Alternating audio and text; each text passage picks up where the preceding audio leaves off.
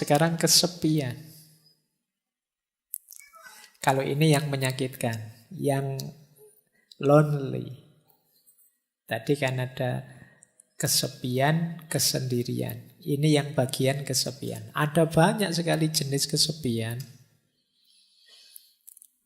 Ada namanya kesepian emosional. Kesepian emosional itu tidak ada hubungannya dengan ada banyak orang atau tidak. Tapi jiwamu memang jiwa sepi. Meskipun malam hari ini mungkin puluhan teman di sekelilingmu, kamu merasa sendirian.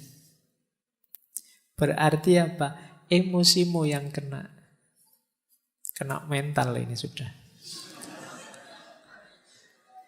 Jadi temannya banyak loh. Kok masih merasa kesepian? Ramenya bising di sekeliling, kamu merasa asing sendirian. Ini kesepian level emosional. Ada orang yang seperti ini. Jadi kesepian itu ternyata tidak selalu harus sendirian. Banyak teman pun orang bisa kesepian. Jadi rumusnya ternyata bisa bolak-balik ya. Sendirian tidak mesti kesepian. Kesepian tidak pasti sendirian. Mungkin kamu dekat dengan orang yang kamu benci, rasanya tidak nyambung sama sekali dan kamu merasa sendirian.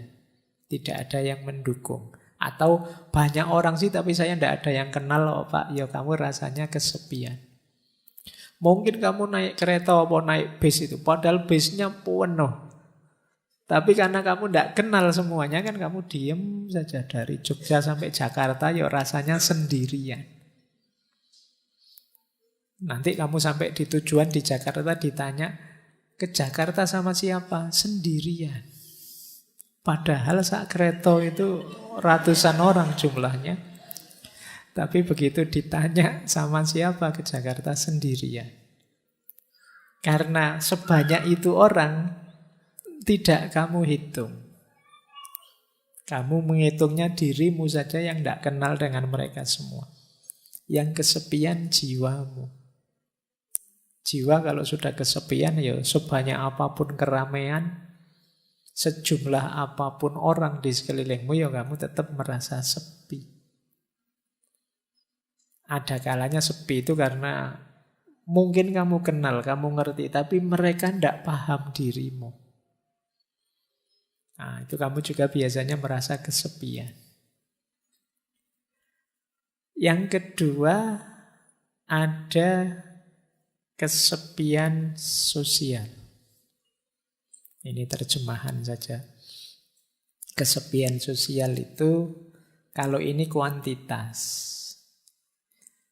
Semakin kecil jumlah teman ya semakin rasanya sepi. Semakin kurang jaringan sosial ya rasanya semakin sepi. Jadi ini kalau emosional tadi hubungannya dengan rasa yang ada di dalam, kalau yang sosial ini hubungannya dengan jumlah yang ada di luar. Wah, kok ngajinya malam hari ini sepi ya. Yang datang cuma 2 orang saja. Ah, ini kesepian level sosial. Jadi ada sosial, ada emosional. Ada eksistensial. Kesepian eksistensial itu ketika orang merasa bahwa aku sama sekali berbeda, sama sekali tidak sama dengan yang lain. Ini kesepian eksistensial. Di tengah-tengah orang misalnya, apalah kalian misalnya punya geng motor, semuanya pakai motor. Aku kok ngontel dewean yo. Terus kamu merasa tidak sama dengan yang lain. Itu kesepian eksistensial. Misalnya sak kelas temenmu lagi party apa nyanyi-nyanyi, semuanya sukanya lagu barat, lagu Korea. Aku kok campur sari dewean ya senengnya. Ini temanku kok tidak ada yang seneng Didik Kempot, tidak ada yang seneng campur sari. Asing sekali. Kamu merasa sendirian. beda dhewe dengan teman-temanmu, itu kesepian eksistensial. Jadi misalnya kamu kok kebetulan kuliah sak kelas isine kabeh, ganas kabeh, preman-preman kabeh, kamu sendiri yang ke kampus pakai kopiah, pakai itu. Oh, itu kamu di kelas mesti kesepian. Tidak sama dengan yang lain sendiri. Nah, ini namanya kesepian eksistensial. Mungkin kalian masuk ke satu daerah, yang di satu daerah ini alirannya apa semua sama, kebetulan kamu tidak sama, alirannya beda dewe. Kamu akan kesepian di situ. Itu namanya kesepian eksistensial. Misalnya kalian yang biasanya tidak kunut subuhnya, masuk ke desa yang kalau subuh kunut. Begitu habis iktidal, imamnya bilang maunya baca kunut, Allahumma, kamu malah sujud. Nah, itu kesepian eksistensial itu. Kamu beda dewe aliranmu. Yang lain baca kunut, kamu sujud. Sama seperti sholat id, takbir 7 kali, kamu malah ya ruku, ya sujud. Yang lain cuma takbir loh. Nah, itu kesepian eksistensial itu namanya. Jadi baik, dalam hidup ini kadang-kadang kita mengalami ini. Bahkan ada kalanya pikiran kita tidak dipahami orang. Semuanya versi A, padahal menurutmu yang benar versi B, kalian akan merasa kesepian. Itulah kesepian eksistensial. Nah, 3 yang terakhir situasional. Ada istilah kesepian sementara. Kesepian sementara itu dalam kondisi di waktu tertentu saja kamu merasa kesepian. Saya kesepian, Pak. Kalau malam hari saja sebenarnya, Pak. Kalau siang enggak. Kalau siang temannya banyak saya, Pak. Nah, itu kesepian yang sementara saja. Ada yang kesepian kronis. Ini kaya penyakit ya. Kebalikannya kesepian yang sementara, yang transien. Ada transien, ada kronis. Kalau yang kronis ini rasanya sepi terus. Kalau tadi kan sementara. Kayak kalian baru putus itu loh. Itu kan kamu kalau bikin puisi, hidupku rasanya dipenuhi kesepian. Itu kesepian terus, itu kronis sudah.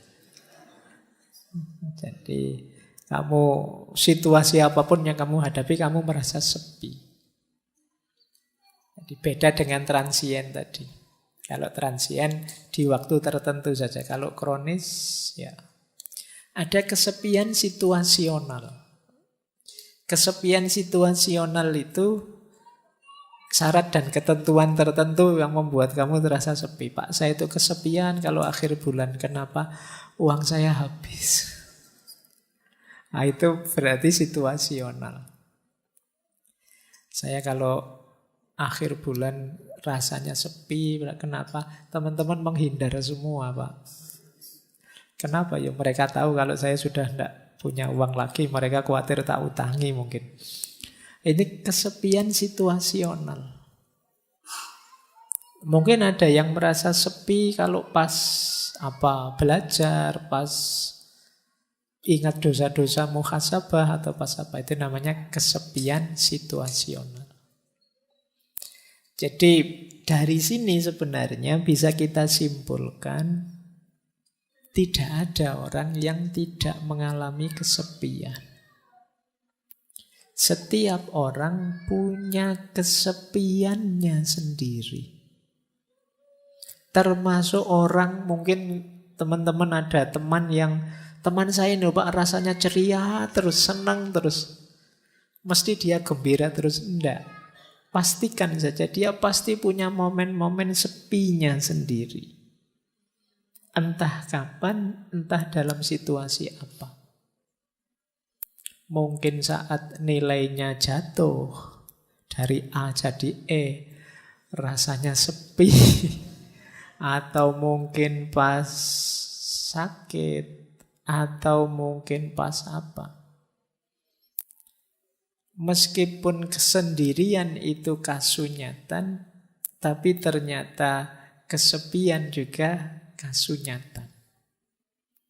Karena apa? Karena tidak ada orang yang tidak punya titik sepi dalam hidupnya. Setiap orang punya titik sepinya sendiri. Apakah itu emosional, sosial, eksistensial, apakah sementara, kronis, atau situasional. Jadi, kalau menghadapi kondisi semacam ini berarti baik kesendirian maupun kesepian adalah sesuatu yang harus kita terima. Jadi jalan pertama untuk menyikapinya, jangan menyangkal. Terimalah bahwa, oh iya Pak, saya kadang-kadang memang merasa sepi. Entah dalam situasi apa. Bahkan nanti di belakang kita masuk ke tema orang yang sengaja ingin menyepi. Dalam agama ini mulia. Jadi yang jelas, kesendirian dan kesepian itu dua hal yang sama-sama eksistensial kita alami dalam hidup kita. Nah, ada yang punya perspektif seperti ini. Punya perspektif bahwa kesepian itu lahir sebenarnya karena ada keinginan untuk dipahami yang tidak terpenuhi. Kenapa kok setiap orang punya titik sepinya sendiri? Karena dalam hidup pasti ada hal di mana kita ingin dipahami dan orang lain tidak bisa memahami kita. Dan kita jengkel, dan kita kecewa, dan kita marah, dan kita merasa diabaikan dan lain sebagainya. Di titik itu kita merasa kesepian. Mau saya gini loh, kok teman-teman itu enggak paham-paham sih. Itu kan kita jengkel. Keinginanku itu seperti ini loh, kok teman-teman enggak peduli sih. Itu kan terus kita jengkel. Di situ kita merasa kesepian. Makanya katanya Carl Jung yang dulu pernah kita bahas, kesepian tidak datang karena tidak adanya orang di sekelilingmu, namun karena engkau tidak mampu mengungkapkan segala yang menurutmu penting. Ada hal penting ingin kita ungkapkan, tapi orang lain tidak paham-paham. Orang lain tidak mau tahu, tidak mau mengerti. Akhirnya kita merasa sendirian. Dilanjutkan itu oleh Jodi Picoult, ini novelis Amerika. Kata dia, biar ku beritahu engkau, kalau engkau ketemu seorang penyendiri, itu bukanlah karena mereka menyukai kesendirian, namun karena mereka sebelumnya telah berusaha keras untuk membaur ke dalam dunia, dan orang-orang selalu mengecewakannya. Jadi kita merasa sepi, merasa sendiri ketika orang tidak mau tahu kita, ketika orang mengabaikan kita, ketika orang tidak peduli pada kita. Kita teriak-teriak, mbok jangan maki-maki di medsos, mbok jangan gegeran di medsos, ayo kita rukun. Dan orang-orang tetap maki-maki, tetap gegeran. Di situ kan kita merasa, ternyata suaraku tidak didengar. Ternyata nasihatku tidak diikuti. Ternyata keinginanku tidak dipahami. Di situ kita merasa,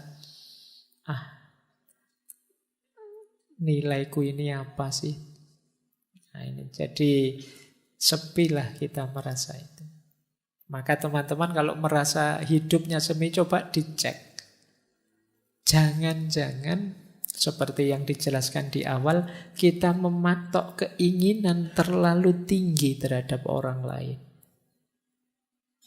Kita ingin orang lain paham kita ingin orang lain suka pada kita ingin orang lain peduli pada kita ingin orang lain memperhatikan nasihat kita. Dan ketika keinginan ini tidak terpenuhi, kita merasa asing, kita merasa sepi.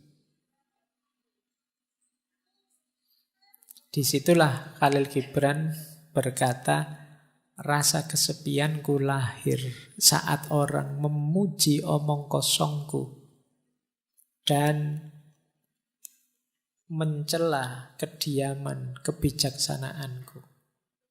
Dia merasa sepi karena kalau saya ngomong kosong yang aneh-aneh yang tidak penting, kok malah dipuji oleh orang. Semuanya nge-like, semuanya suka, padahal itu cuma isinya prank-prank yang tidak jelas. Tapi pas saya serius ngomong yang mantep-mantep atau saya diam dalam rangka bijaksana, orang malah mencelaku. Sekarang kan banyak orang yang mencela kediaman. Mencela kediaman itu maunya semua orang disuruh bersuara. Ya contoh paling mudah, di grup-grup WA itu saya kemarin di semua grup kan isinya innalillahi selamat itu. Isinya kan banyak itu.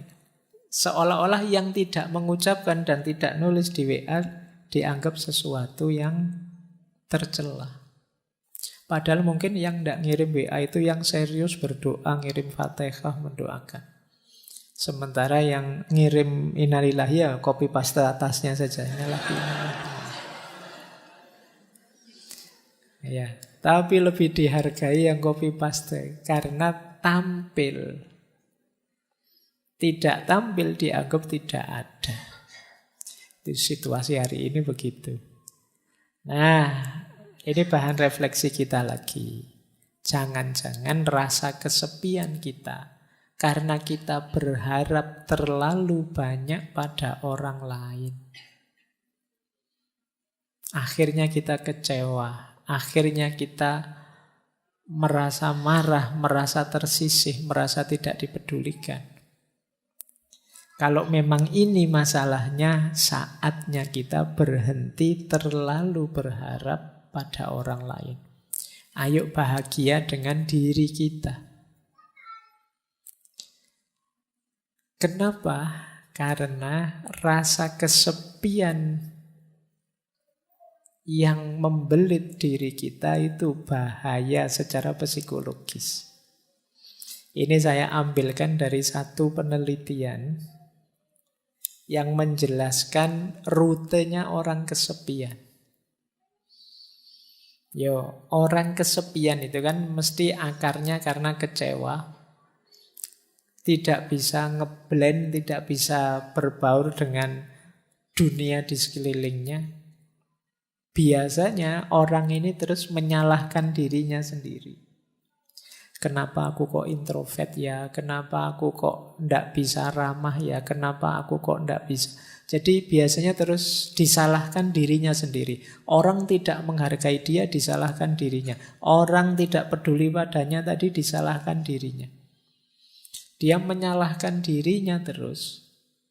Sehingga akhirnya meruntuhkan self-esteem-nya, kebanggaannya pada dirinya. Kalau orang sudah runtuh kebanggaan pada dirinya, dia akan mengalami stres berat.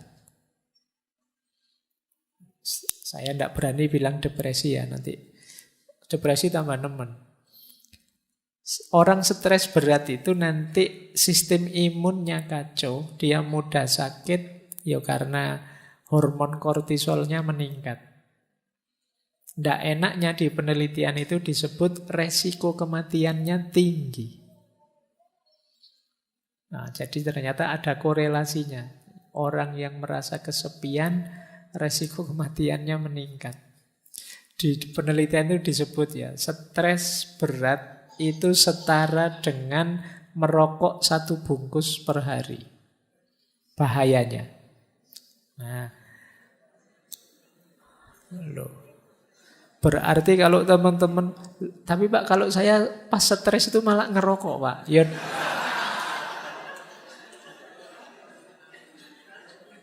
Ya, ya wis bener, daripada bahayanya seperti ngerokok satu bungkus, ya ngerokok saja sekalian satu bungkus. Ya memang bahayanya itu. Atau dan lebih beresiko daripada obesitas. Dan lebih mempengaruhi kesehatan daripada orang yang tidak mau olahraga. Jadi ternyata ya efeknya bisa ke kesehatan.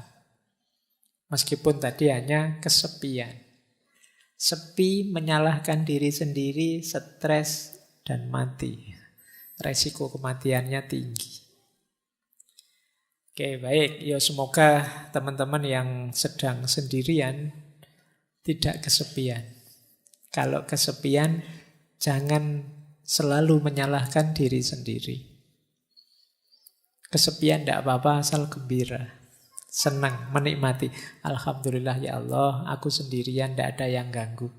Alhamdulillah sepi sekarang. Tidak repot lagi, tidak apa-apa. Maknai saja secara positif, biar tidak stres.